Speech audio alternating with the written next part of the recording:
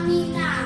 Setelah beberapa waktu bersama ibu, kemudian Nabi Muhammad dibesarkan oleh kakeknya yang bernama Abdul Muthalib. Karena ibu Nabi Muhammad SAW telah meninggal dunia pada saat Nabi Muhammad berusia 6 tahun. Namun tak berselang lama, setelah 2 tahun bersama sang kakek tercinta, Nabi Muhammad harus rela ditinggalkan oleh kakek yang turut membesarkannya.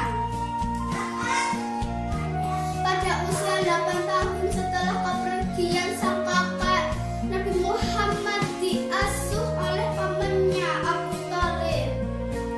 Meskipun kebutuhan hidup, namun Abu Thalib adalah seorang dermawan yang rajin berbagi-bagi dan bersedekah kepada sesama.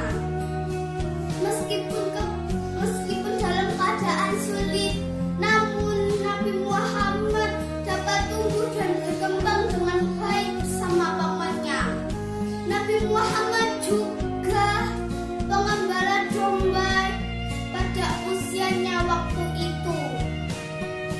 Setelah peristiwa kelahiran, kisah Nabi Muhammad berikutnya yang patut menjadi teladan adalah peristiwa diturunkannya wahyu pertama dari Allah kepada Nabi Muhammad sebelum dijadikan seorang rasul. Allah pun memberikan anugerah keistimewaan kepada Nabi Muhammad. Salah satunya adalah wajahnya yang bersinar terang, mampu mengalahkan sinar rembulan. Ini dikatakan sebagai tanda kebesaran Allah yang menunjukkan Nabi terakhir dengan kemuliaan dan kedudukan yang tinggi. Selain karunia wajahnya yang bersinar, Rasulullah juga diberikan wahyu pertama. Rasulullah mendapatkan sebuah mimpi di mana malaikat Jibril datang menghampirinya.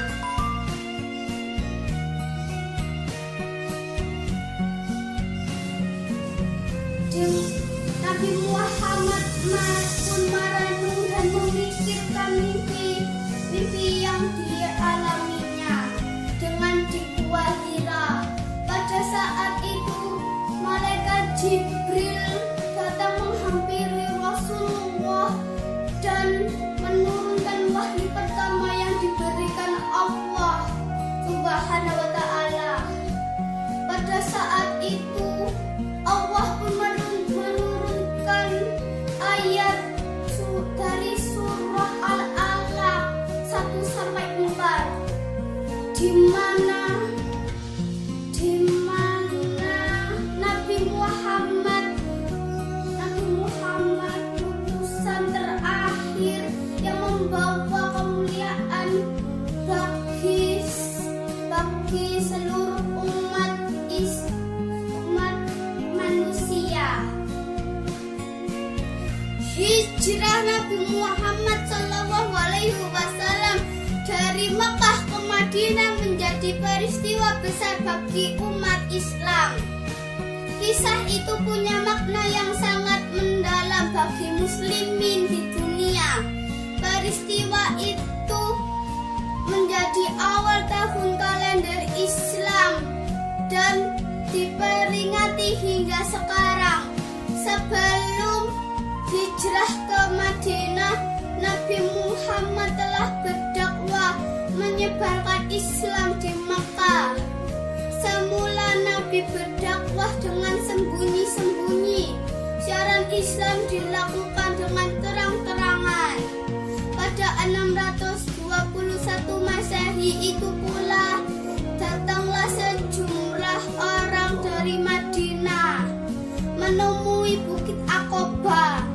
Mereka memeluk agama Islam. Peristiwa tersebut dikenal dengan Baiat Aqabah.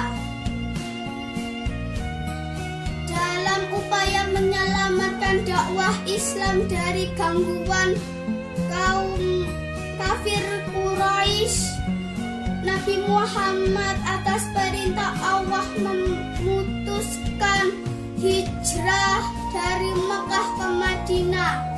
Nabi Muhammad memerintahkan kaum mukminin agar hijrah terlebih dahulu di Madinah.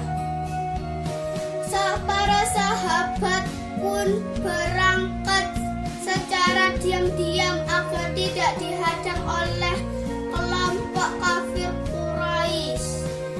Dari cerita panggalan itu, sisa setelah Nabi Muhammad lahir sampai hijrah. Saya akhiri. Wassalamualaikum warahmatullahi wabarakatuh.